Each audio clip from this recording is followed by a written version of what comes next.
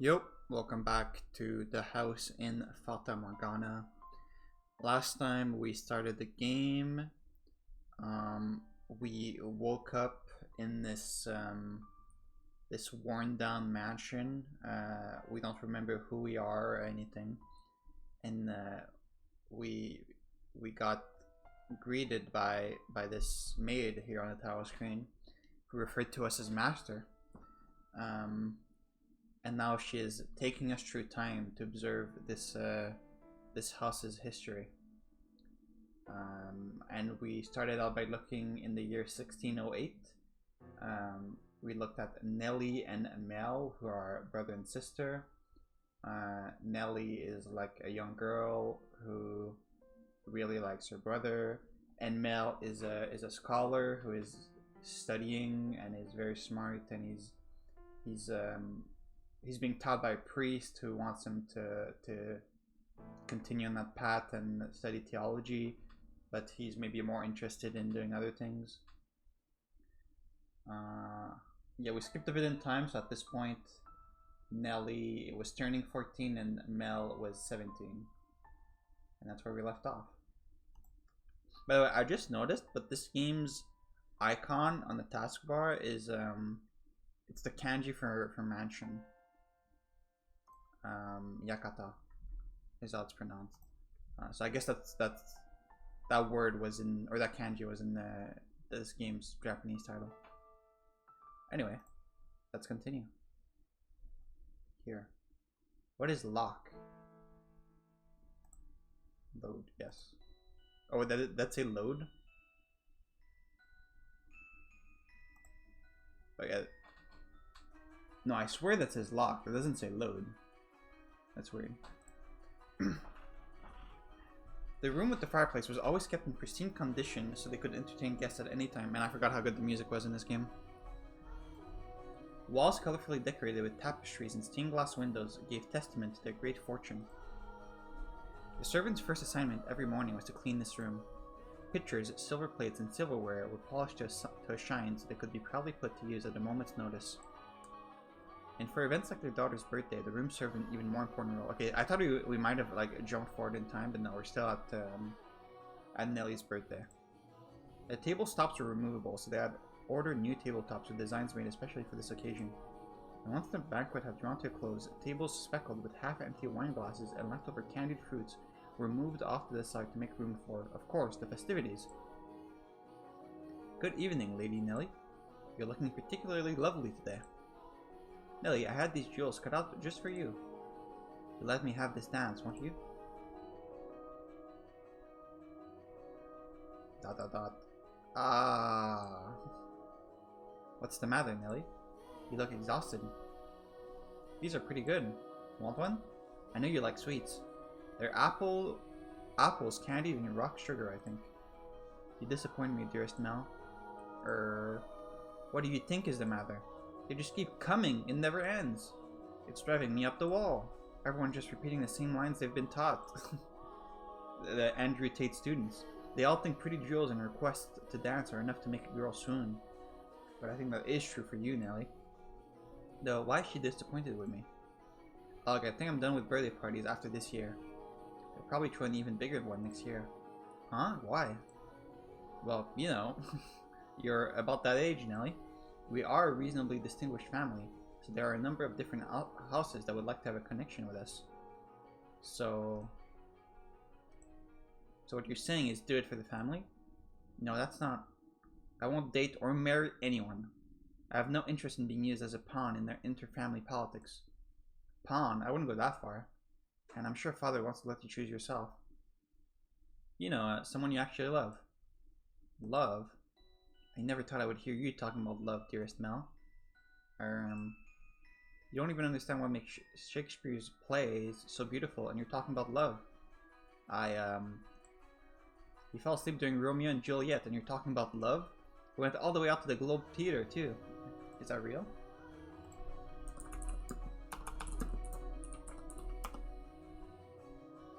The Globe Theater was a theater in London associated with William Shakespeare. It was built in 1599, at Southwark, close to the south bank of the Thames. Okay, so this story takes place in the UK. Okay, that's good to know. It fits with the time the time period too. This was built in 1599. Yeah. Let's write that down.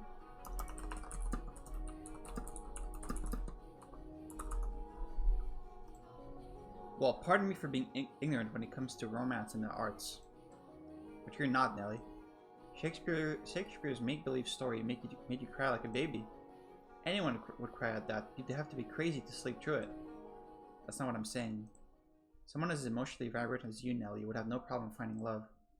Ah, dearest Mell. We should dance. Lady Nellie, could I have this? Let's dance. Let's dance, dearest Mell. What? Me? Wait a... Come on, I really like this song. Quit pulling on me, Nellie. What's the point of us dancing? We're siblings. I don't think she cares about that. Mother and father are staring daggers at us.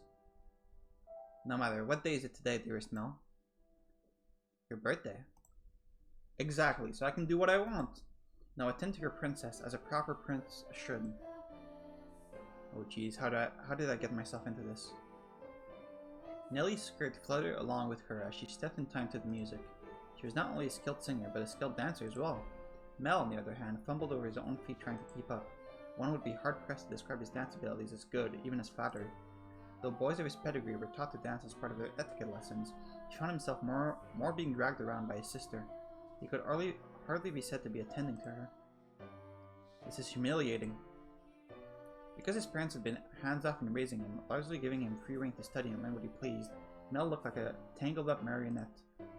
From throughout the hall, he could hear giggling, uncomfortable chuckling, and people coughing to disguise their laughter. Wahahaha. Come now, dearest Mell. If this is the best you can manage, what are you going to do when you find a girl that catches your eye? I won't, so it doesn't matter. Oh my god, you're both the same. Follow my lead, Mell. 1, 2, 3. 1, 2, 3. Nellie alone enjoyed her time dancing with her brother, and quite thoroughly at that. It did not matter to her that he moved awkwardly or that the guests were giving them cold stares. It was their parents who first cracked under the pressure. Just as their father was about to give an exaggerated cough and stop the music, a ruckus suddenly swelled up near the entrance. What could that be? Who knows? Whatever's going on, I've been spared. Oh yeah, it's the guy that we saw, like, yeah. The music came to a stop and the party guests began bustling.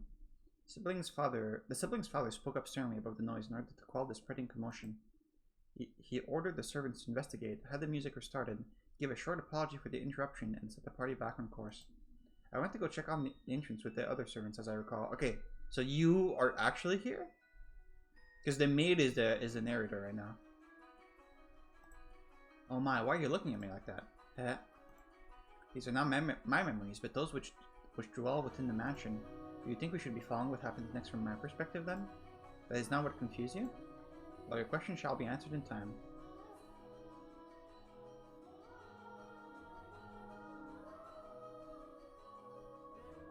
These are not my memories, but those which dwell within the mansion.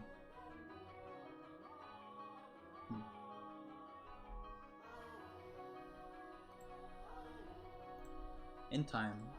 Now let us return to her tale. Though the party had fallen still for a moment, their father's decisive action restored the guests' festive mood in short order, as there was not, by any means, the commotion that caused the ball to conclude earlier than planned. Oh dear, I hear thunder. It was rather loud, too. Sounds like we have quite the storm brewing. They lived in a country where the weather was nothing if not unpredictable. Yeah, that is the UK. Rain was a frequent occurrence there. Man, the writer did his research. The stretches of time with clear skies grew longer as summer approached, but the weather was still somewhat unstable on the cusp of the two seasons.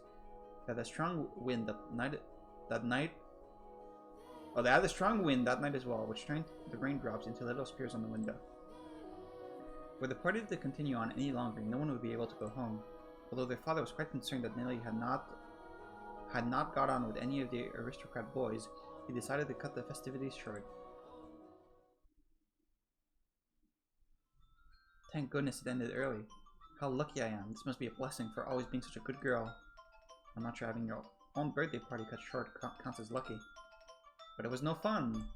I can't help it if I'm not enjoying myself. And for heaven's sake, Archer was here. Archer? The Archer? I have no interest in dancing with that dunce. Archer?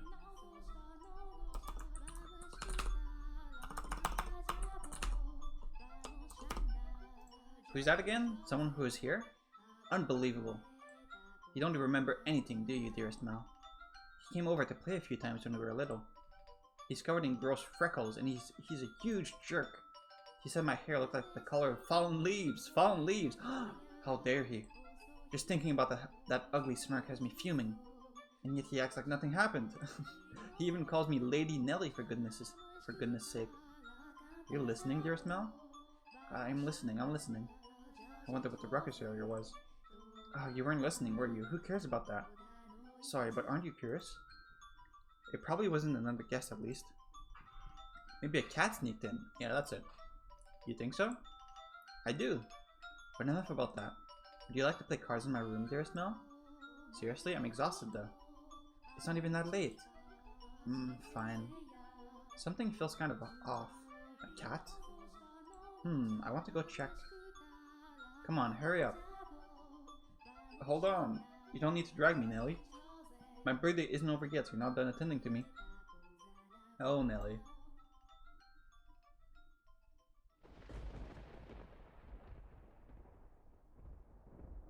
Man, it must be nice to be an aristocrat in the 17th century, you know? Okay, that was a short chapter. Let's not end it here.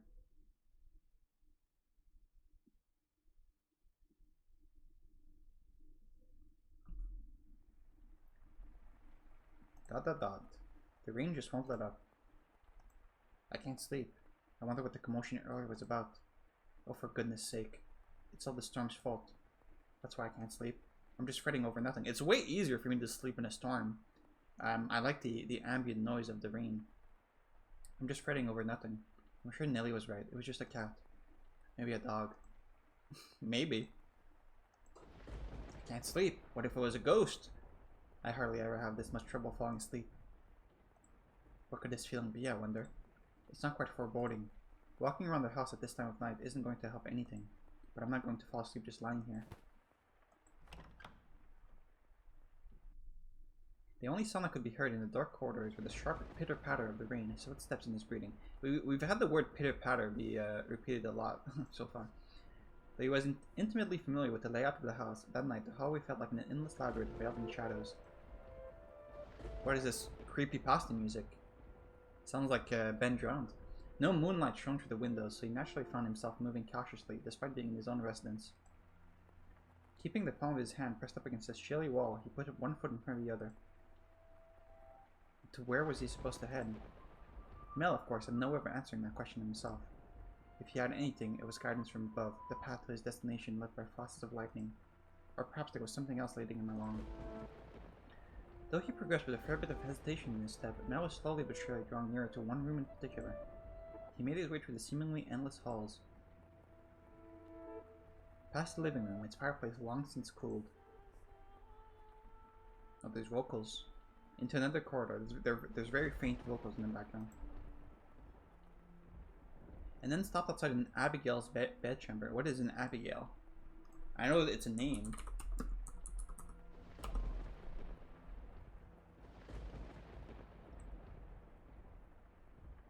A lady's personal maid. Okay.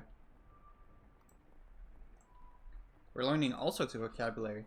The dim glow of a lamp spilled through the cracks in the door. A gust of wind is not necessary to make a flame flicker. A person's movements or vibrations in the air from someone speaking, the slightest of motions can cause the light of a fire to quiver. Shifting subtly as though nudged by an invisible fingertip, I can see light from the inside. Is she still awake? A voice. He seemed to be hesitating. It would not be difficult for him to approach the door and peer inside, but he had reservations about peeping in on another's chambers, even if it was his own house. Moreover, this room was assigned to a woman. There was a woman behind that door. What would you do, master, in this situation? I would go back to sleep and forget this ever happened. Would you succumb to your curiosity and gaze inside? Or would you respect the owner's privacy? I mean, I would not have gotten up from my bed to like walk around my mansion, but I shouldn't be doing this. But the voice, the worms, it feels like it's calling to me or someone else. Yes, me. Could sense someone watching me at that moment. he had succumbed to his curiosity. He stood on the other side of the door from me, his flaxen eye open wide, trying to remain as invisible as possible. The wavering in his heart seemed to create faint ripples in the air, which I pretended not to notice. Are you who's in this chamber? Yes, I knew he was there. I could sense his presence and his wavering emotions. Are you the Abigail? However, I could not begin to speculate as to his true feelings, or how great a surprise this was to him. I too am discovering new facets of this tale by viewing it through the eyes of the mansion. But it is not I who is of concern, Master, it is you. You and... I know I shouldn't be doing this. I should be ashamed of myself, but I can't look away. It is not I who is of concern, Master, it is you. You and... It's the girl from the title screen! Who is that? Her skin, it's so pale you can practically see through it. Is it that white because she was out in the cold rain? What? What are you talking about? Her hair is white as snow and her eyes, they're like how do I describe it? My vocabulary truly lacks for situations like this. They look like blood. Is she albino? No, that's just disturbing. Then wine, perhaps? No, more translucent than that. Gemstones, then? Yes, gemstones. This prose is so good. Like the back and forth with the narrator. Yes, gemstones. Her eyes are like rubies. I've never seen anyone like her before. What could they be talking about?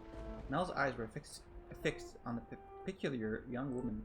She had glass-like skin, eyes that glimmered in the flickering candlelight, and snow-white hair that flowed like luxurious silk. But her lips were bluish-purple.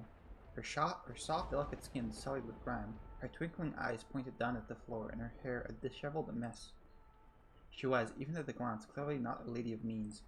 The tip of her fingers were cracked from the cold, her nails pale from malnutrition, and her garb little more than rags. However, true beauty is always visible, no matter what it may be hidden beneath. Even wrapped in a veil of insalubrity. Okay, Google, please help me.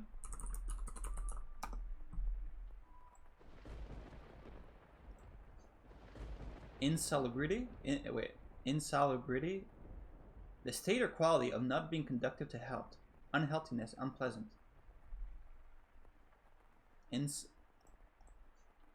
Insalubrity. I think that's how you say it.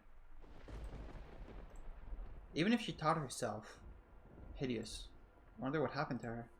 Mell could no longer avert his gaze from the girl's visage. He had, for the time being, forgotten the shame he felt for peeping. As he strained his ears to hear the conversation taking place inside, a sickly voice arose from the white-haired girl's purple lips. So feeble was the sound that the gentle breeze blowing through the room could carry it away. I apologize for the trouble. Did you get taken in by the servants? Are you Erika? Did you fucking fall off a fucking yacht and arrived at this mansion somehow? Think nothing of it. Give your apologies and thanks to the mistress. Understood. There's something strangely comforting about this house, almost as if I've been here before.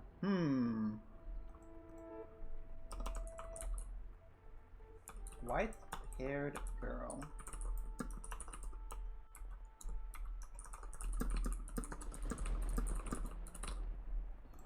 If my father were here, I'm sure he would be quite fond of it. I'm sorry about your father. That's not. There is nothing you could have done, I imagine. When he came to your rescue, he was already... Did you have like a carriage accident or something? Rescue? Father? Was that perchance what the commotion was about? Perchance. He stared intently, entranced by the scene unfolding beyond the door. A gaze can often signal one's presence to others more effectively than the words. The white-haired girl could likely sense him there as well. Okay, this isn't a real issue I have with the story. This is just something that bothers me in every story, and this is very nitpicky, but this is just something... This is a problem I have. I really hate when, like, oh, I feel as if someone's watching me, or no, he can tell that I'm watching him. Like, that is such a trope in fiction, and it just is not a thing in real life. You cannot sense when someone is watching you. That is not a real thing. Anyway. She flicked her gem-like eyes upward. That was when the boy finally felt a pang of panic. For a split second, his flaxen eyes met her ruby eyes, causing him to recoil from the door. His heart was pounding like the rain outside. Careful not to make a sound, he took 2 steps away. Did she catch me? I'm not sure. it was only for a moment. She can't have seen me. The boy did not have the courage to peek in on the room for a second time, so he cautiously returned to his bedchamber as quietly as he could manage.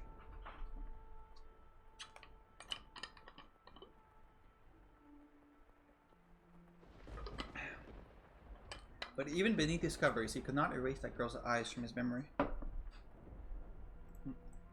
Her melancholic red irises, her voice delicate as glass sculpture, her pale, almost lifeless skin, her pure white hair. Every singular detail kept him from banishing her image from his mind, nor could he restrain his heavily pounding heart. Who could she be? I think Nellie's got competition. Is something the matter? No, I just thought I felt someone watching us. It's only your imagination, I'm sure.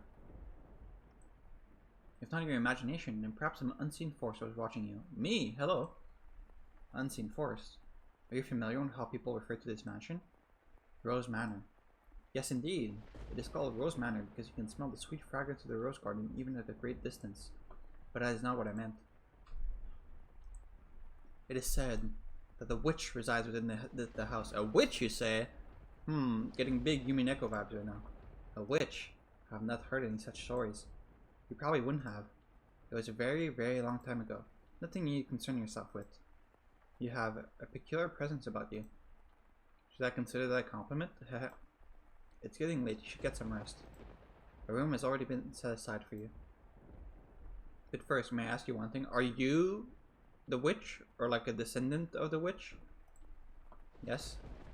I do not believe you have given me your name yet. My name is Beatrice. L. Mell, wake up! Or Mell, wake up. Get up, Mell. What? That's a nice scene transition. Huh? It's morning. You disappointed me, dearest Mell. It's very much long since morning. I didn't see you at breakfast. I came to find out what was the matter. I've really been asleep that long? And father's too lenient on you, dearest Mell. Oversleeping is hardly proper behavior for a firstborn son. I know. But before that... Yes, dearest Mell? What are you doing in here? You can't just go prancing into a boy's bedchamber. Leave that to the servants. I did send one for you. You're the one who refused to wake up. Besides, it's not like we're strangers. We used to sleep together all the time. That was long ago. Things are different now. Oh, you're overthinking it, silly. Now hurry up. Out of bed, sleepyhead. Alright, I'm getting up. So you can see yourself out. Oh my, you look awful, dearest Mell. For someone who overslept, you look like you didn't get a wink last night. You think so? You didn't go out in the town last night, did you? Naughty, naughty boy. I would never. You know that. He squeaked. I don't think I believe you. I didn't go out last night or anything. I'm tired because you had me playing cards until late, Nellie. Hey, we weren't playing for that long. Besides, look at me. I got up just fine. Anyway, shoo. I can't get dressed with you in here. Fine, I'm leaving. Phew. Oh, I almost forgot, dearest Mell. What now? Come on, no need to be mean. I'm sure you'll be quite surprised at the news. Oh? At breakfast, which you missed, Father told us. Told you what? Did I really want to say? It sounds like you want me out of your room, dearest Mell. Please, Nellie. We got a new maid today from a house we have ties to, supposedly. Is it the white-haired girl? I've never seen anyone like her before. They're supposedly coming from a good family. She isn't very graceful, and I've never seen her at social gatherings. But that's not the surprising part. Because that maid... She's peculiar. Has a very unusual appearance, that one. Have white hair? What? How do you know that, dearest Mell? You're exposing yourself. Thanks, Nellie. Hey, get back here. Oh, for goodness sake, what's gotten into him? Bah. At the time, the majority of servants at the mansion were men. However, the ladies of the house all had Abigails, so there were several women servants, myself included.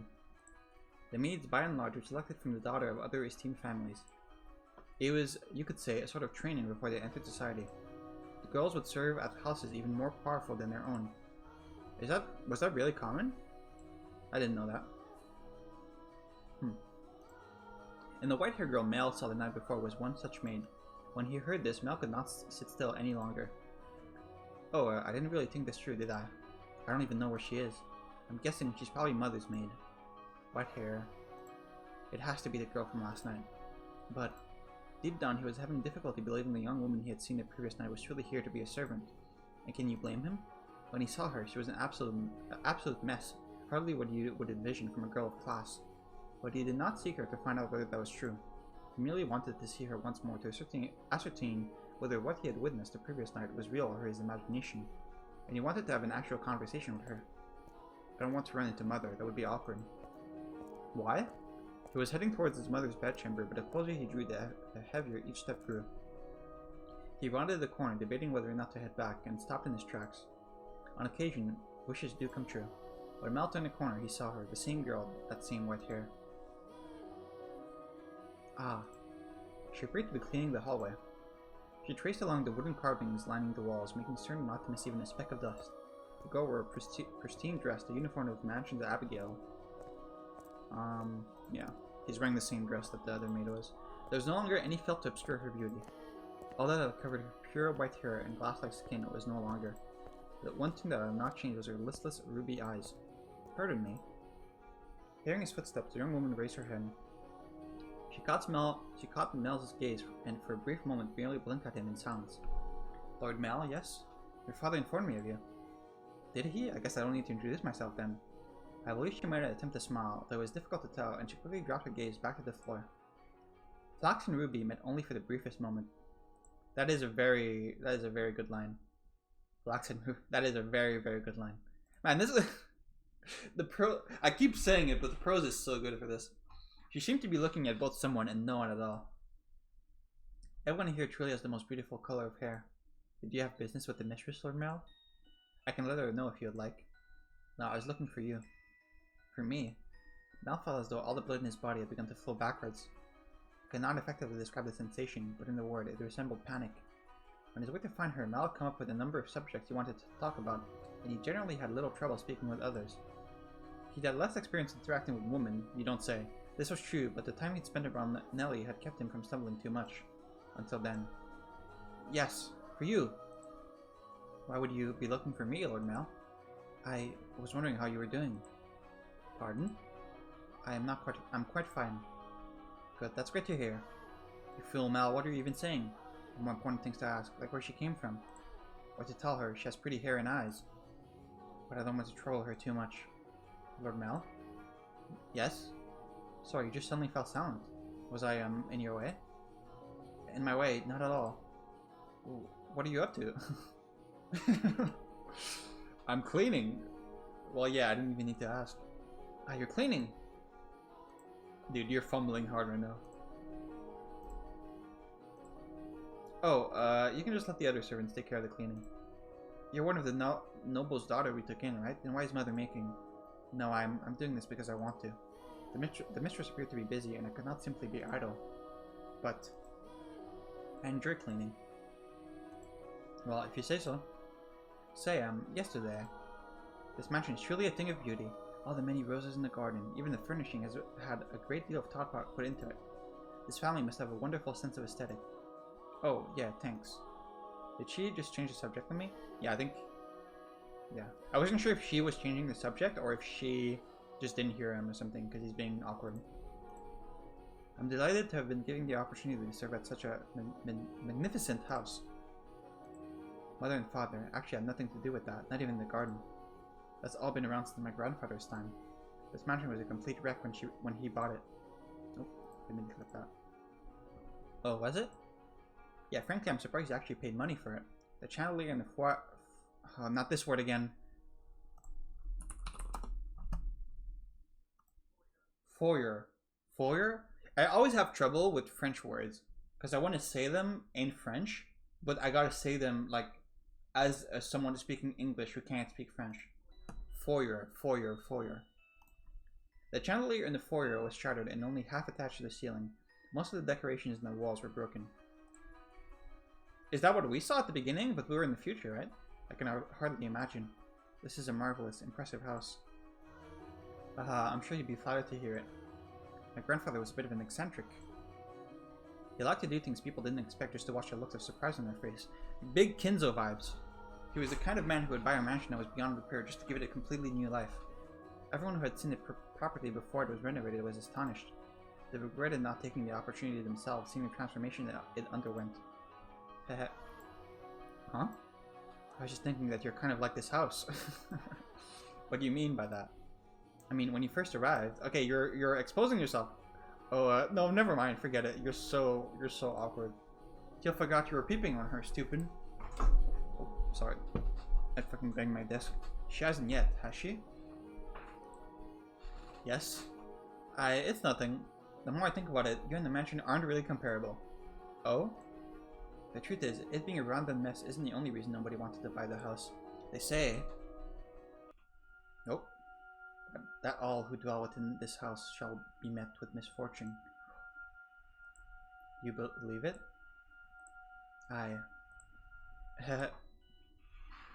I'm just kidding. It's not actually true.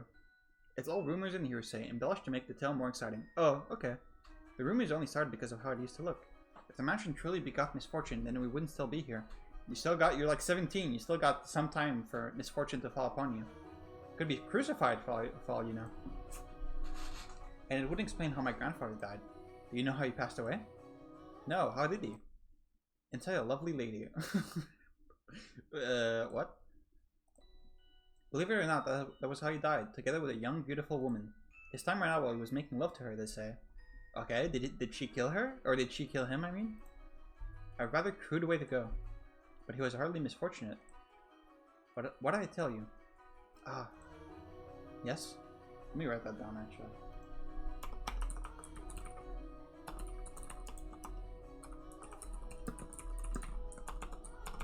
Died while having sex with young woman. Just so you know, I promise I didn't inherit my grandfather's propensity for such base behavior. I am pure of body and spirit, dedicated wholly to my studies, so... Haha. Hey, she laughed. Yeah, good job, man. My apologies. No, it's fine. Anyway, we were talking about the mansion, right? I've always thought it was kind of a strange place myself. That dress you're wearing, it was found here after my grandfather bought it. You don't see that kind of design around these parts, so I'm guessing it was probably important. The architecture is really old-fashioned too, which must have caught the grandfather's eye. When he announced his plan to buy it, the entire family opposed his decision, but he refused to budge. Renovation upon renovation gave the mansion new life, but of all his work, he was most fond of the roses in the garden. He collected species from all across the world, and every time he got a new one, he would summon gardeners to arrange and grow them. We're really focusing a lot on these roses. It took incredibly long to complete. There were even some that wouldn't grow in the climate of this land, but grandfather refused to give in. He truly loved roses. Me, I don't really get how someone... That's a good line. Me, I don't really get how someone could be so impassioned about them. It's just embarrassing every time someone calls this house Rose Manor. Perhaps the roses were meant for someone. What? I'm simply speculating. Roses make wonderful gifts, after all. Is it for the witch? Indeed they do. If you like roses as much as Nellie, then you're welcome to go see them for yourself. Pick as many as you'd like. If anyone asks, just I give you permission. Well, don't be shy. I'm sure it'll get tiring if all you do is work. No, I'm sensitive to sunlight. Oh, that's unusual. I think that's a thing with albino people, right? I think that's real. Perhaps that explains why you're so pale. I had no idea. That sounds rough. And your skin is so pretty too. You don't seem terribly surprised. What? Oh no, I'm very much surprised. Or would you have preferred a more dramatic response? No, I expected you to find it disturbing. I'm sensitive to sunlight and can hardly spend any time outside. That makes me sound like some kind of demonic creature.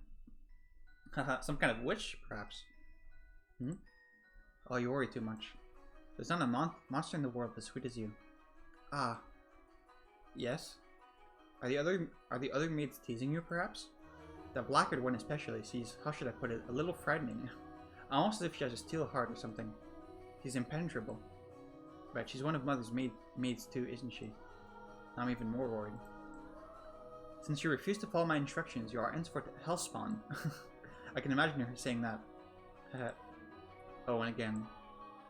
I'm very sorry. I need to apologize. In fact, I wish you'd laugh more. She's actually very kind to me, and everything she does with incredible precision and efficiency. She looks so young, and yet she has such skill. How long has she been here in the mansion? Actually, she's been here for quite some time, but I don't know exactly how long. Is she like, has she been here forever? Like, are we gonna see the grandfather's story and she's gonna be there looking the same age? No one knows how old she is. It's kind of creepy. I have never once considered her such. Sorry, you're right. It's bad manners to speak ill of others. Either way, she still scares me. It's like there's no light in her eyes, or like her smiles are all faked. It doesn't make her any less pretty, though. The conversation died. I have to think of something else to talk about.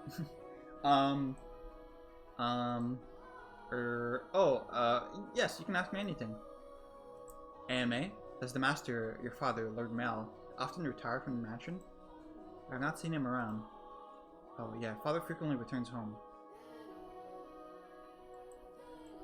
This mansion is actually our secondary house.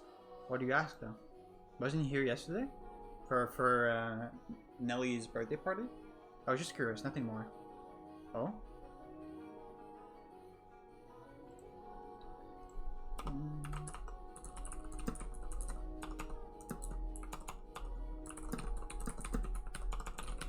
Does she want to see him for some reason?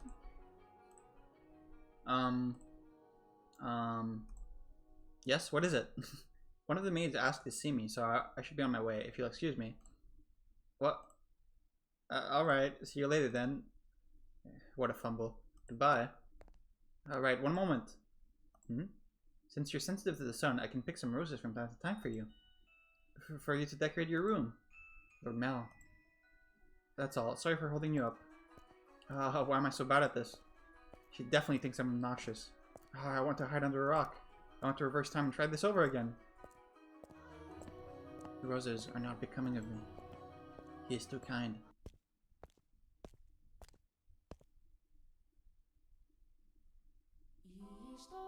I want to go back in my recording real quick and see, because I think we had dialogue in the first part, and now that I think about it, I think it was from her perspective, but I want to see what she was saying exactly. Give me like 5 seconds. Yeah, right here. What did she say? Or someone said this. Yes, I understand. You don't need to say anything more. Rose Manor, right? Okay, we'll go together. Me alone? No, please don't make me. The inhabitants of Rose Manor are surely living quite contented lives, and I'm sure they don't remember a thing. This was said by question mark, but I assume this was the white-haired girl.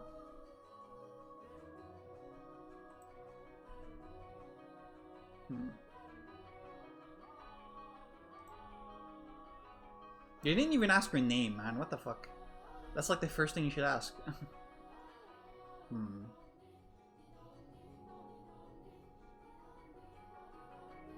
Is she here to, like, do something? Like, on a mission? Or, like, the curse or something? I don't know. You have my thanks, Father. And I apologize for being late today. Now, there's something unusual. You not being punctual. Maybe next we'll go a whole month without rain. Do have mercy on next year's crops, Mell. You're hyperbolized, Father. So, did something nice happen? Huh? You look like you're in good spirits. Do I? No, nothing. Something did happen, didn't it? It's all over my face, isn't it? People prefer an open book to a face of stone. So it is. People may prefer it, but it's not a good trait to have for social engagement. What? Not the kind of engagements you'll be having, anyway. Haha, I'm sorry, don't look so dejected. For now, at least, there's nothing wrong with that. So tell me, what is you in such a joyous mood, Mell? You tormented me so, Father. We've taken on another maid. You know how that goes, right? Someone new comes and things get lively for a while.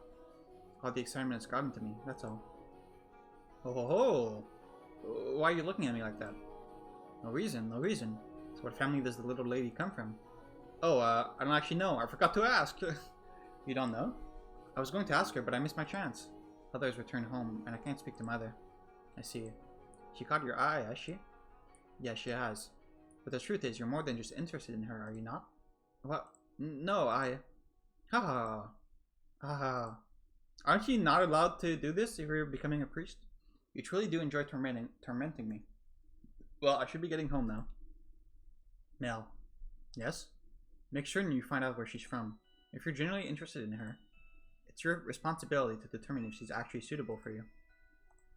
Thank you and excuse me. For your family, more like. It doesn't matter if she's from an esteemed family or not. Oh. No, I'm not in love with her. I'm just interested. This isn't love, no. It couldn't be. This is me we're talking about. Besides, I hardly even know her. Young sire, blessed young sire, alms for the poor. It's the same beggar as before. I don't think he's moved since then, but he looks skinnier than last time. He's going to have trouble making it through the summer. I should give him something while I still have the chance. Alms for the poor, have mercy. Sire, but this is all I have to give you. Ah, thank you very much. Blessing upon you. May the Lord bless your soul, young sire. Thanks. I feel bad for him, but that's just the way of the world. Farewell.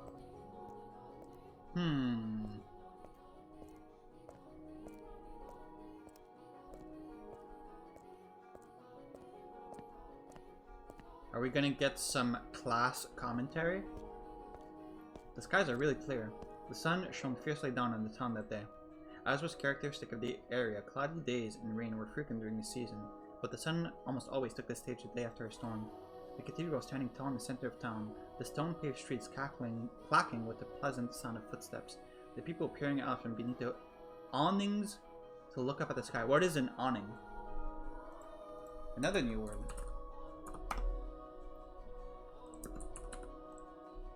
A sheet of canvas or other material stretched in the frame and used to keep the sun or rain of a storefront, window, doorway, or deck. Okay. I know what this is, but I never heard it called this.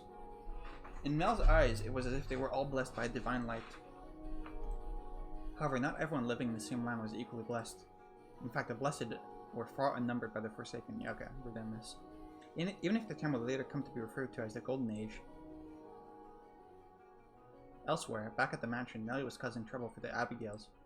On a whim, she had decided to redecorate her bedchamber, so she gathered the maids and put them to work, shouting orders and demanding complaints. And she had not summoned only her personal servants, but others as well, including the white-haired girl. No, not like that. How many times must I tell you? The tapestry goes by the door, and I don't like the carpet's pattern. Is there anything else we can change it with? Hey, who put this ugly vase here? Nellie appeared to be rather irritated, and it was the servants who bore the brunt of her frustration.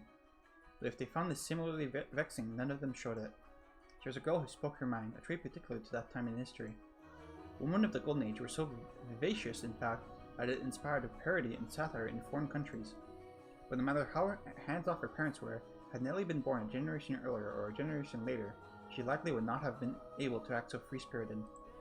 That day, however, Nellie did not seem to be her usual self. Is it because her brother spoke about the white-haired maid, so she's jealous? Though she always spoke her mind, it rarely went beyond being childishly adorable. It was unusual to see her in such a foul mood, not even a smile on her face. Ah, get rid of all of it. The carpet, that chair, the desk, it's also ugly. Don't we have anything better? If we don't, then order it, have it made. You can do that much, can't you? Hurry up and replace them. Having only arrived that morning, the white-haired girl was unsure what she was supposed to be doing, caught in the middle of a flurry of maids and furniture and fabric. She chased frantically, scrambling Abigail with her eyes and made attempts to help, but not being familiar with the work, she only ended up getting in their way. She probably felt that everyone would be better off with her not in the room. So when the maids ordered to get new furniture and made their way out of Nellie's room, she attempted to follow them. You hold on a second. Yes, you with the white hair. However, Nellie stopped her before she could take her leave. What? The white-haired girl turned back, bewildered, to find Nellie smiling at her. The corners of her mouth turned up into a self-assured grin. There was no trace of timidity or uncertainty in her demeanor. Her flaxen eyes seemed like they would look nice under the light of the sun.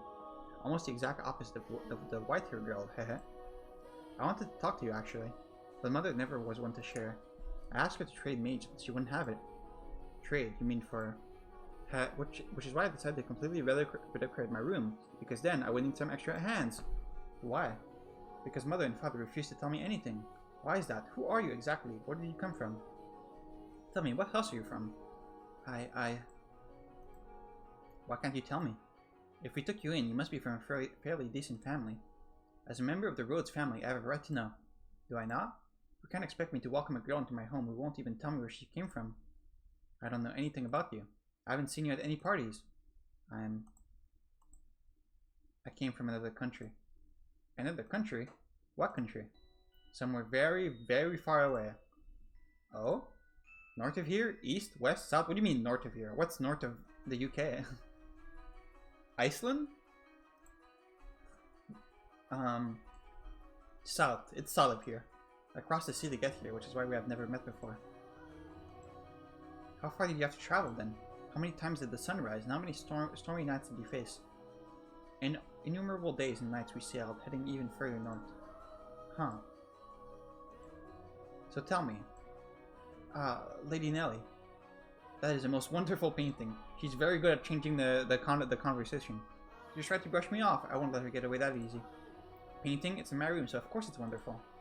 But that one's especially so. You're both so adorable, you, Lady Nellie and Lord Mell. How old were you when it was painted? Huh? Ah, that painting! Goodness, yes, you have a good eye for art. It is magnificent, isn't it?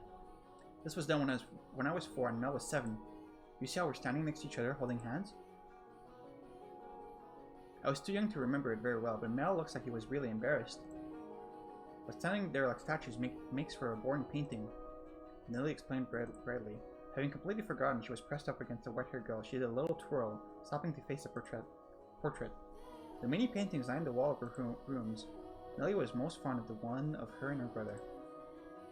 Two darling siblings standing side by side, the other brother smiled kindly, and the younger sister sweetly tilting her head, her cheeks the color of fresh picked apples, not fresh pickled apples, that's something else. It was like the very embodiment of their happiness.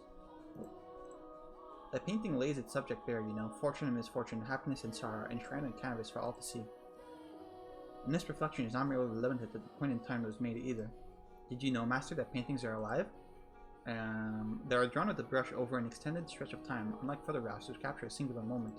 The two have their own individual merits, but the photograph is still, while a painting moves.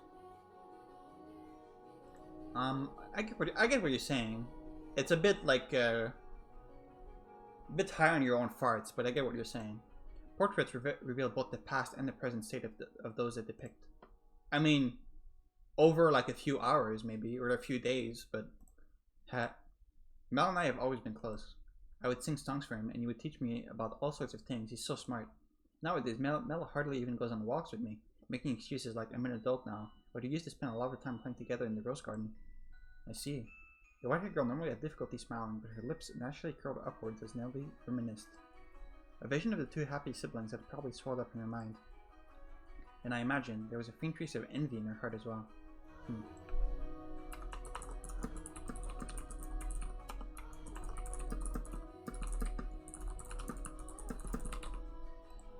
Lady Nellie, you love Lord Mell quite deeply, I see. Yes, of course I do. Mel's smart and he's studious and he's incredibly kind. For my birthday, he gave me this wonderful rose necklace.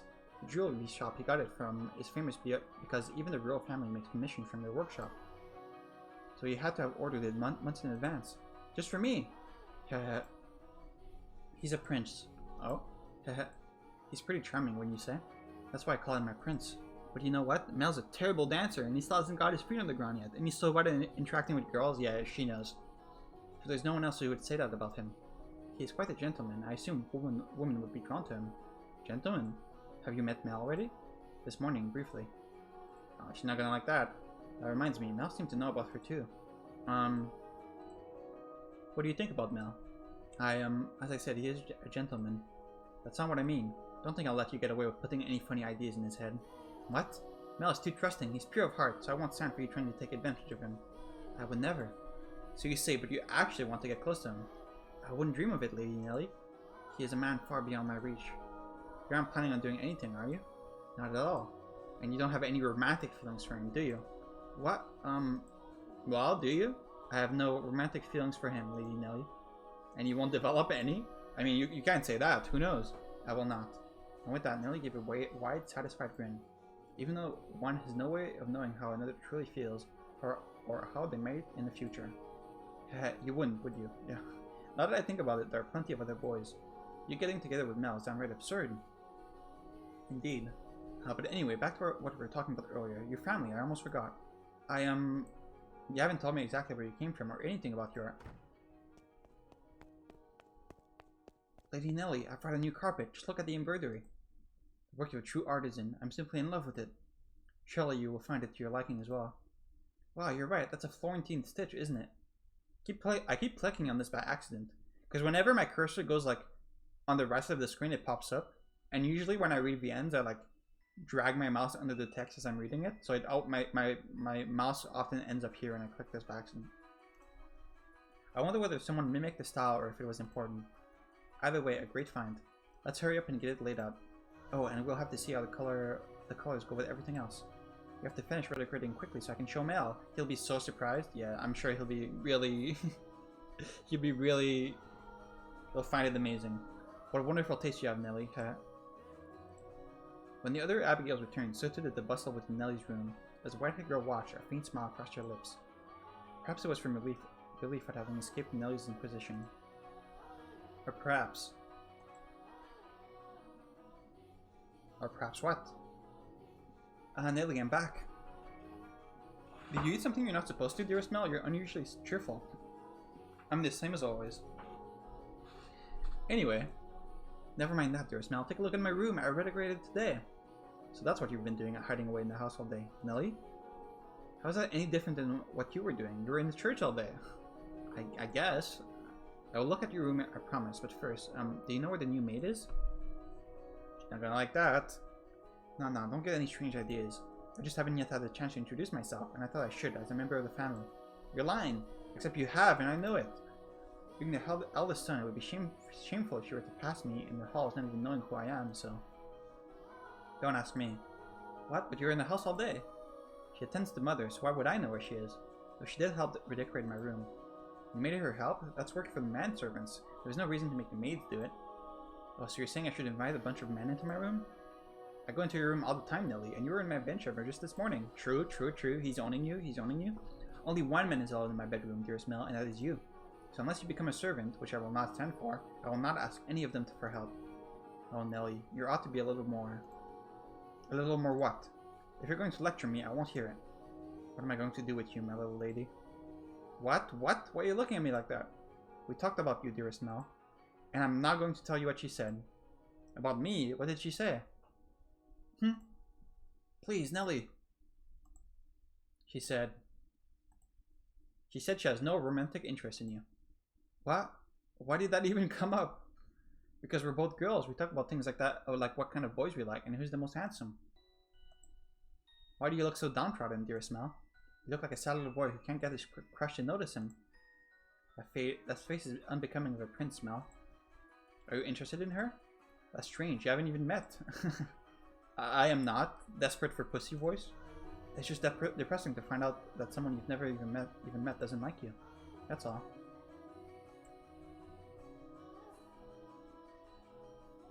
And Nellie's falling down the rankings right now. If I'm going to make my move, I must do so soon. I don't have much time. The master of the house isn't around, so next in line it will be him. Okay, this is what you were sent for, right? That painting. Master of the house isn't present, so the next in line will be him. This has got to be related to the curse thing, right? That they were talking about.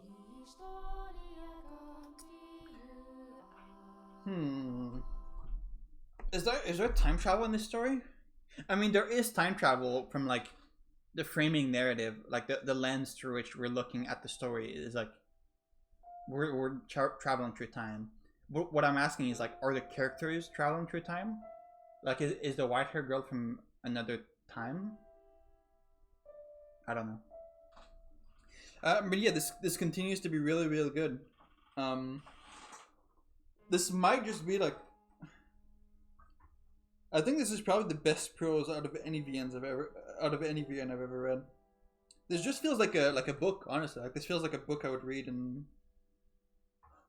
a book that would make you read in like French class, because French is my first language, and in French classes in college they made us read a lot of books from this era, like historical books and shit. It has the same kind of vibe. I'm trying to think if this is actually the best prose out of any VN I've read. I'm thinking. Probably. I do remember the prose in Subahibi being surprisingly very good. But I think this is better. It's had a couple really like good lines. And I like that like they don't like put focus on like the clever little lines with double meanings. Like, it's up to you to like notice it. Like, I don't know. It's really, really good still. And I'm interested in the story. I'm interested to see where it goes. Yeah.